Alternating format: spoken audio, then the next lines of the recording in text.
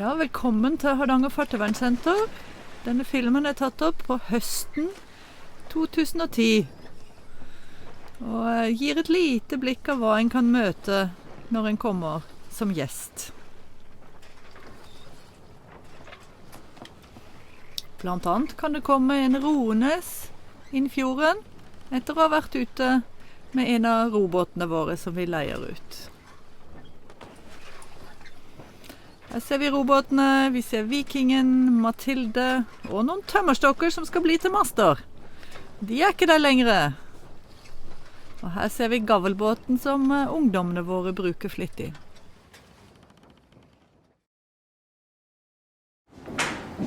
Repervanen vår den driver med middelalderteknikk til vanlig, men den kan altså også dumpe borti litt eksperimentell arkeologi.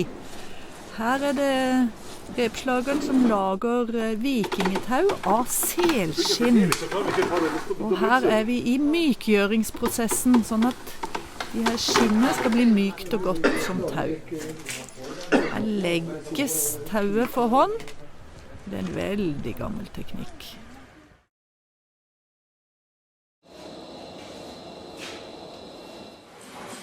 Smien er et av de andre verkstedene en kan besøke. Der er det varmt, men også litt bråkete. Her smir Seppe stendere til strandpromenaden som går mellom Nordheimsund og Hardanger Fartøyvernsenter. En liten koselig spasertur på noen få minutter. Det er krefter i sving her.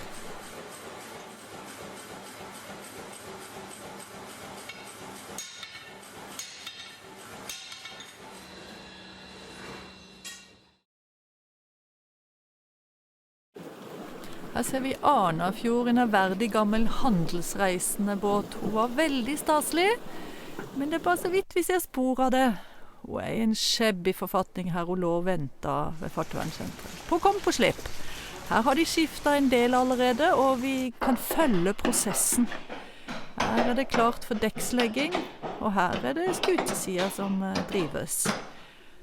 Og når det er gjort, så legges det på bek for å dekke til dette drevet som en hinne. Og nå er det i ferd med å gjøres klar til sjøsetting, og da går hun ut på sjøen, og så skal hun tilbake til sine eiere. På småbåt så bygges det mye tradisjonelle hardangerfæringer, men akkurat nå i høst så har det gått i livbåter. Her er det livbåten til blant annet Granvin som bygges, og karene får nå en nystima plank som må forte seg å få på mens han enda er myk. Så det med at den kan dumpe borti litt forskjellige arbeidsprosesser er det som kjennetegner senteret. Her ser vi senteret og området vårt som er stort, så vi kan ta imot mange gjester. I kaféen vår så har vi bare hjemmelagde kaker og legger vekt på en kvalitetsmeny. I filmsalen så viser vi gode maritime filmer på ca. en halvtime. Her har vi lekebåtverkstaden, hvor ungene koser seg i det uendelige. De konstruerer og spikker på båter, og de voksne de kan sitte og kose seg med en kopp kaffe. Eller hive seg med da, det er jo noen som gjør det også. Og etter hvert som konstruksjonene blir klare, så er det utprøving i det lille bassenget vårt. Eller en kan gå i fjæra og prøve det ut. Så har vi aktivitetsløyper som har 10 poster spredd rundt på området. Her er det hva en talje kan utrette for å heise noe. Så det er kastelinekasting. Mathilde. Restaurering av Mathilde startet hele senteret. Her er det en forventningsfull klasse som kommer ombord.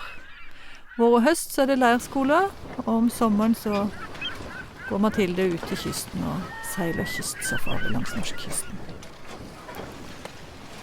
Her har vi et lite sommerklipp for å vise hvordan det er når vi har full duk satt.